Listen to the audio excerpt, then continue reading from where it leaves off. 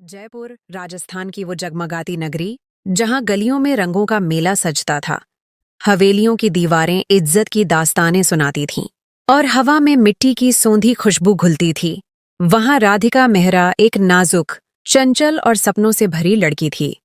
उसका खानदान अच्छा खासा था, शहर भर में रुतबे और सम्मान का प्रतीक। उसके पिता इंस्पेक्टर वीरेंद्र मेहरा पुलिस में एक ऊंचे ओहदे पर थे, जिनकी सच्चाई और रौब की कहानियां हर जबान पर थीं। घर में दो ही भाई बहन थे, राधिका और उसका बड़ा भाई अर्जुन मेहरा, जो उसका सितारा, उसका रक्षक और उसका राजदार था। राधिका का दिल जवानी के जोश से लबरेज था। वो कॉलेज में पढ़ती थी, जहां दोस्तों की हंसी, भविष्य के सपने और छोटी छोटी खुशियां उसकी दुनिया को जन्नत बना देती थीं। माँ सावित्री मेहरा घर की रौनक थीं, जिनकी आंखों में राधिका के लिए बेपनाह प्यार झलकता और दिल हर वक्त उसकी हिफाजत की फिक्र में डूबा रहता।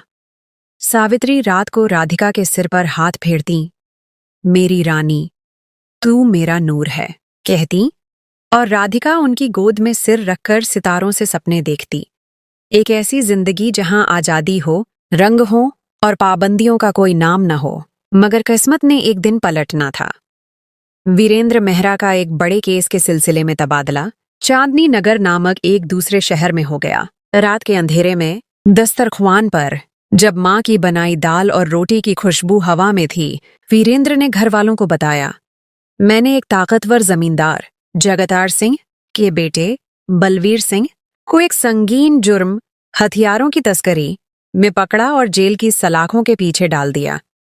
मैंने उसकी रिहाई को नामुमकिन कर दिया, जिससे जगतार आग बबूला हो गया। उसने अपने रसूख और रिश्वत से मेरा तबादला चांदनी नगर करवा दिया। उनकी आवाज में गुस्सा और बेचैनी घुली थी, मगर उन्होंने तसल्ली दी, बेटी, ये थोड़े दिनों की बात है, मैं जल्द जयपुर लौट आऊंगा। घर वालों को यकीन था कि ये बस कुछ महीनों का मामला है। सो वीरेंद्र अकेले चांदनी नगर रवाना हुए और जयपुर की उनकी शानदार कोठी माया नगरी में सावित्री, राधिका और अर्जुन रह गए। अर्जुन यूनिवर्सिटी का छात्र, हंसमुख और बहन का ख्याल रखने वाला था। रात को राधिका से बातें करता, राधिका फिक्र न कर, बाबूजी जल्द लौटेंगे। राधिका मुस्कुराती, मगर दिल में एक चंचल ख्वाहिश पल रही थी, आजादी की, बेफिक्री की। एक दिन कॉलेज में एक जबरदस्त ऐलान हुआ। शाम से रात तक एक शानदार पार्टी, चमकती लाइटें, ढोल और सारंगी की धुनें, नाच गाना और दोस्तों का हजूम। राधिका का दिल जोश से धड़क उठा। उसने सुना था कि रात की पार्टियां जादुई होती हैं। रंगीन लहंगे में लड़कियां, संगीत की ताल पर झूमना और रात भर का मजा।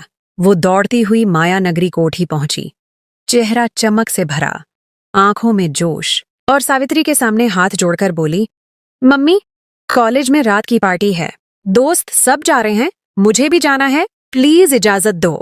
सावित्री का चेहरा एकदम पत्थर सा हो गया, आंखों में खौफ का अंधेरा छा गया।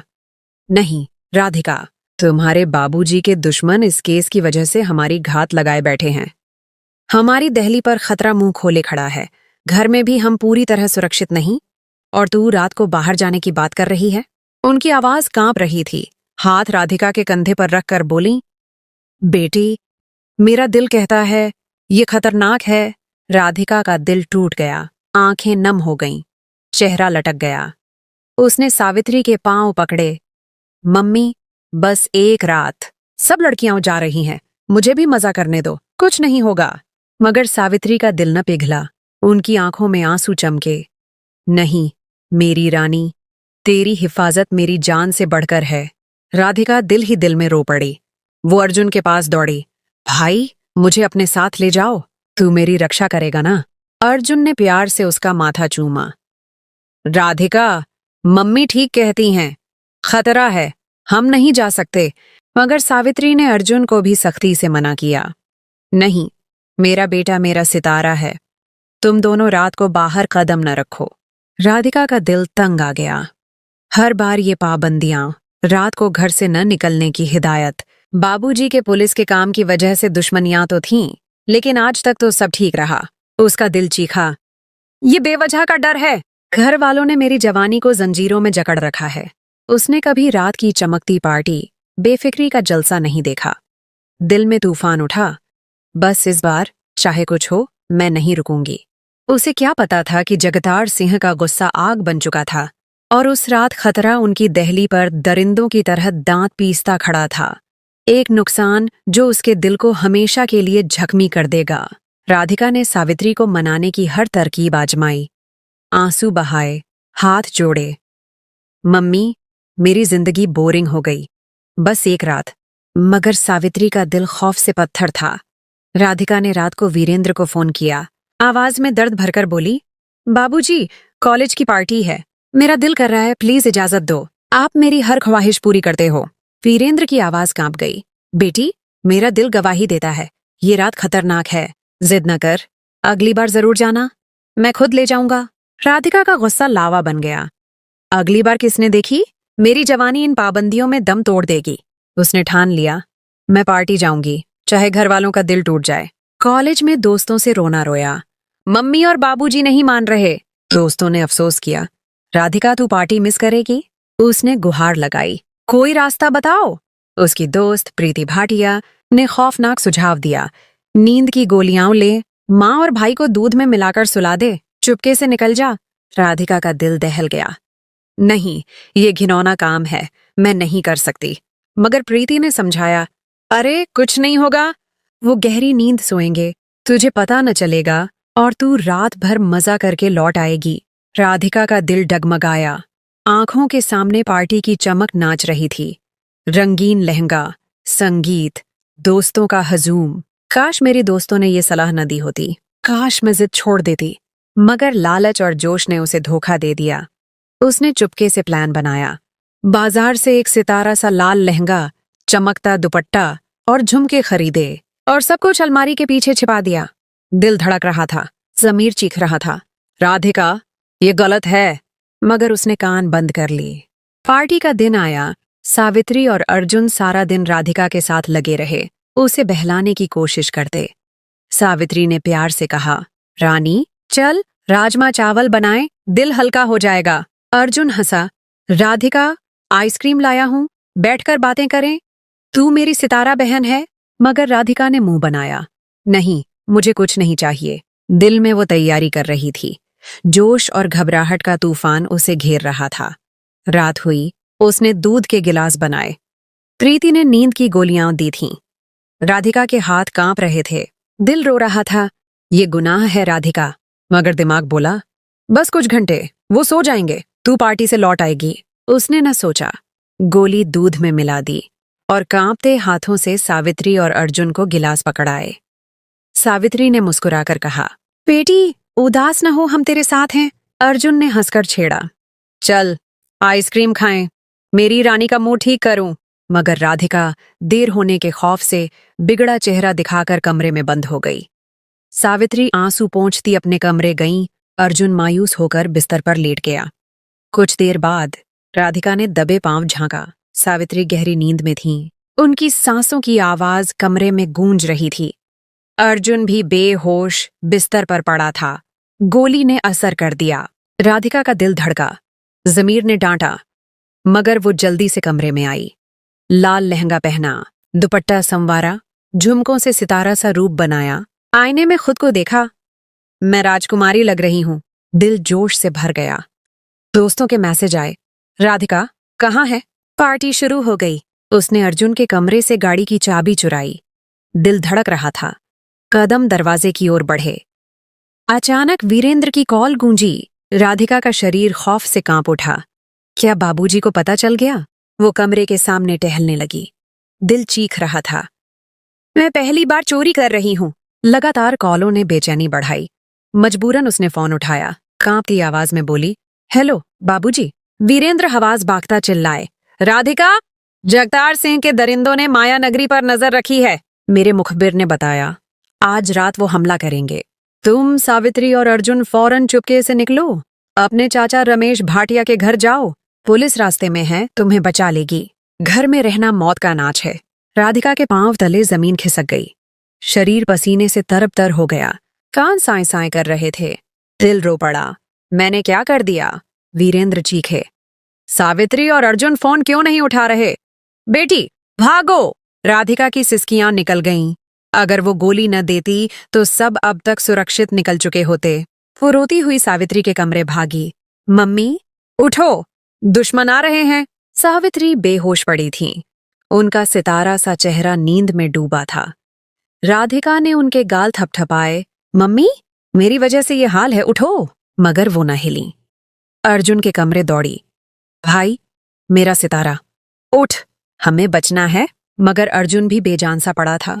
उसकी मुस्कान गायब, सांस धीमी चल रही थी। राधिका का दिल फट रहा था, आंसू गालों को भिगो रहे थे। उसने सावित्री को खींचा, बिस्तर से उतारने की कोशिश की। मम्मी, प्लीज, मेरी जान हो तुम। मगर इस नाजुक लड़की के हाथों में ताकत कहाँ?